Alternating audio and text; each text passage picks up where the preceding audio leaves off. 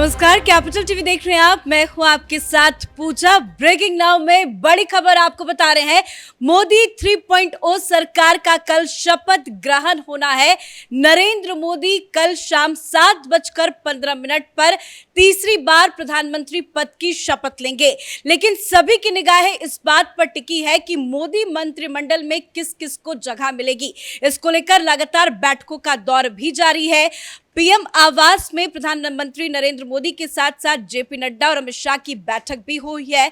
तो किसे मिलेगा मंत्रिमंडल में जगह, क्या चर्चाएं चल रही है, जेडीयू के खाते में क्या आएगा, टीडीपी के खाते में क्या आएगा, बाकी सहयोगी दलों के खाते में क्या कुछ आएगा, तमाम बड़ी अपडेट के साथ मेरे साथ न्यूज रूम से जुड़े हुए हैं कैपिटल टीवी के editor in chief doctor Manish Kumar. कल शपथ समारोह है, लेकिन सभी की निगाहें इस बात पर टिकी है कि किसे किसे शपथ नरेंद्र मोदी के साथ दिलाई जाए। बताया जा रहा है कि 18 से ज्यादा ऐसे सांसद है जो मंत्री बनेंगे। क्या जानकारी है आपके पास? देखिए, एक बात हम लोग शुरू से कह रहे थे कि अमित शाह, प्रधानमंत्री मोदी ये बहुत ही कायदे के एक्सपीरियंस पॉलिटिकल क्राफ्ट्समैन हैं, निगोशिएशन करने में माहिर हैं।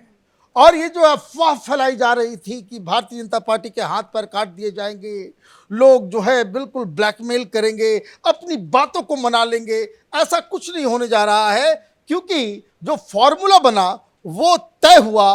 भारतीय जनता पार्टी सभी मुख्य, खास करके जो सीसीएस होता है, जो सिक्योरिटी कमेटी होती है, जो 4 बड़े मंत्रालय हैं, वो तो अपने साथ रख ही रही है। साथ ही साथ ये जो इंफ्रास्ट्रक्चर डेवलपमेंट, फ्यूचर टेक्नोलॉजी, तमाम तरह के जो मंत्रालय हैं वो भी भारतीय जनता पार्टी के पास ही रहेगा। लेकिन आपने अपने इंट्रोडक्शन में बिहार में क्या होगा नहीं होगा, बाकी टीडीपी के साथ क्या होगा, तो पहले उसको डिस्कस कर ले रहे हैं। पूरी लिस्ट मेरे पास है कि कौन कौन सा मंत्रालय किस किस पार्टी के पास जाएगा। लेकिन रीजनल बैलेंस को कैसे बनाया जा रहा है इसको समझना जरूरी है। बिहार से कुल मिलाकर के 6, बहुत सारे लोग बोल रहे थे बड़ा निगोशिएशन होगा, ये होगा। क्या फॉर्मूला बना है?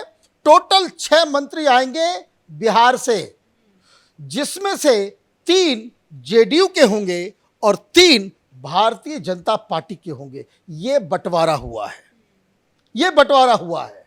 और जो हालांकि बीजेपी से किसको बनाया जाएगा, ये तो बड़ी मुश्किल बात है कि प्रधानमंत्री मोदी किसको क्या देंगे, वो नाम तो उनको भी मालूम नहीं होगा। जो मंत्री पद की शपथ कर लेंगे उनको 1 घंटे पहले बताया जाएगा कि भाई आपको आना है, शपथ लेना है। ये प्रधानमंत्री मोदी का वर्किंग स्टाइल है। तो जेडीयू की तरफ से किसके नाम की चर्चा हो रही है? तो ललन सिंह की चर्चा हो रही है, एक रामनाथ ठाकुर है और तीसरे सुनील कुमार हैं। ये 3 लीडर्स के नाम आगे आ रहे हैं। लेकिन जिस तरीके का ललन सिंह का बयान आया है कि वो उनके चेहरे पे उतनी खुशी नहीं थी, मुझे लग रहा है कि शायद उनका नंबर कटेगा, या फिर वो तो ये सोच के बैठे हुए थे कि रेल मंत्रालय मिलेगा। पिछली बार भी जब इनको मंत्री बनाने की कवायद हो रही तो ये रेल मंत्री बनना चाह रहे थे। तो खैर ये सारी चीज़ें होंगी नहीं, क्या मिलेगा नहीं मिलेगा वो कल आएगा। लेकिन ये 3 नाम वहाँ से आ रहा है। रही बात आंध्र प्रदेश की, तो साउथ का जो फॉर्मूला बना है वो फॉर्मूला ये है कि साउथ से 15 मंत्रियों को इस कैबिनेट में जगह मिलेगी। 15 किसी एक पार्टी का नहीं होगा, अलग अलग पार्टियों से। और बाकायदा संख्या तय की गई है कि किन राज्यों से कितने मंत्री बनाए जाएंगे। तो साउथ में जो स्टेट्स है, तेलंगाना से 3 मंत्री तेलंगाना से बनाए जाएंगे। Sufficient number Bharatiya Janata party के पास है, इतने सांसद हैं उनके पास। आंध्रा से 5, जिसमें यह बताया जा रहा है 3 टीडीपी से होंगे और 2 भारतीय जनता पार्टी से होंगे। ये कॉम्बिनेशन बताया जा रहा है। कुछ लोग ये भी कह सकते हैं कि भाई अभी निगोशिएशन जो चल रहा है कि 4 और 1, लेकिन 4 और 1 होगा तो फिर टीडीपी को डिप्टी स्पीकर का पद नहीं मिलेगा, स्पीकर का पद नहीं मिलेगा। मंत्रालय अगर लेंगे तो फिर उधर कटेगा, अगर उधर लेंगे तो इधर कटेगा। लेकिन आंध्र प्रदेश से 5 मंत्री बनाए जाएंगे, केरल से 2 बनाया जाएगा। एक तो गोपी जीत के आए हैं, वो बिल्कुल बनेंगे, और दूसरे तिरुवनंतपुरम में जो हारे हैं वो फिर से जो आईटी मिनिस्टर है चंद्रशेखर साहब, वो फिर से मंत्री बनेंगे, ये अंदाज लगाया जा सकता है। फिर कर्नाटक से 4 मंत्री होंगे, जिसमें से एक मंत्रालय वो मिलेगा कुमारस्वामी को, क्योंकि जेडीएस पार्टनर रही है तो ये फॉर्मूला बना है। और तमिलनाडु से एक मंत्री बनाया जाएगा, वो नाम किसका होगा वो भारतीय जनता पार्टी आगे तय करेगी। तो कुल मिलाकर के साउथ का भी प्लान, आंध्र का भी प्लान, बिहार का भी प्लान, ये सारी चीजें तय कर दी गई है। अब इसके ऊपर कोई निगोशिएशंस नहीं। अब कल 7:15 के बाद जब शपथ लिया जाएगा तो फिर लोगों के नाम सामने आएंगे। लेकिन भारतीय जनता पार्टी में क्या हो रहा है, कुल 19 पिछले बार जो मंत्री थे वो बकायदा चुनाव हार चुके हैं, तो कई सारे नए चेहरे आएंगे। कई सारे ऐसे मंत्री हैं जो चुनाव जीत के तो आए हैं लेकिन उनका पत्ता कटेगा।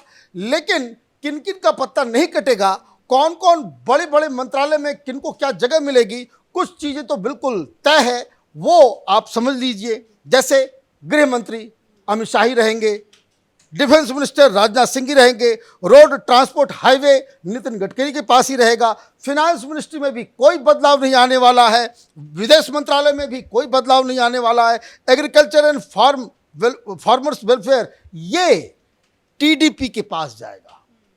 ये आप समझिए कि किसान आंदोलन और ये सारी चीज़ें बहुत, तो डिमांड भी आया था टीडीपी की तरफ से कि हमें दे दिया जाए, तो टीडीपी को दिया जाएगा। ट्रैवल मिनिस्ट्री टीडीपी को दिया जाएगा। वुमेन एंड चाइल्ड डेवलपमेंट ये एलजेपी के पास जाएगा, मतलब चिराग पासवान के पास जाएगा। माइनॉरिटी अफेयर्स ये जेडीयू के पास जाएगा। माइनॉरिटी फिर मिनिस्ट्री ऑफ टेक्सटाइल वो भी जेडीयू के पास है, और मिनिस्ट्री ऑफ एजुकेशन वो टीडीपी के पास है। इसका मतलब ये है कि बंटवारे में सारा बैलेंस देखा गया है। एजुकेशन देना टीडीपी को, ये अपने आप में बता रहा है कि भारतीय जनता पार्टी ने अच्छा नेगोशिएशन किया है, उनको भी खुश किया है और खुद भी जो इंपॉर्टेंट मिनिस्ट्री है वो भी रखने में कामयाब हुए हैं। फिर स्किल डेवलपमेंट ये एकनाथ शिंदे गुट को शिवसेना के पास जा रहा है। फिर पार्लियामेंट्री अफेयर्स वो टीडीपी के पास जा रहा है।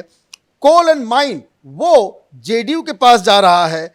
Micro and small medium enterprises वो एमएसएमई ये टीडीपी के पास जा रहा है।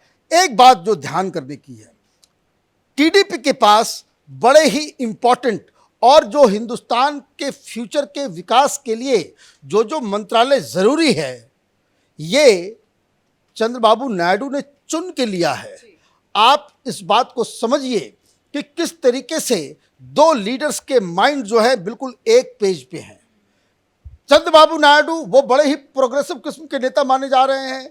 आंध्र प्रदेश को बिल्कुल ही यू टर्न कराया था, फिर उसके बाद बंटवारा हो गया, बंटवारे के बाद अलग थलग हो गया, जिससे उनकी राजनीति बैकफुट पे आई। लेकिन उनकी राजनीति का वो स्टाइल ही है। मैं एक एंटीडोट मैं दे दूं चुनाव के दौरान, ये राजदीप सरदेसाई इंटरव्यू करने के लिए पहुंचे।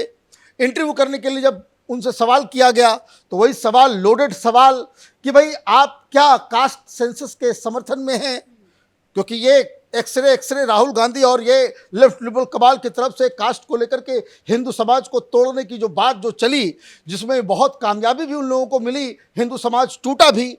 तो ये सवाल जब पूछा गया कि क्या आप कास्ट सेंसस के समर्थन में हैं, तो चंद्रबाबू नायडू ने तपाक से कहा कि India does not need a caste census.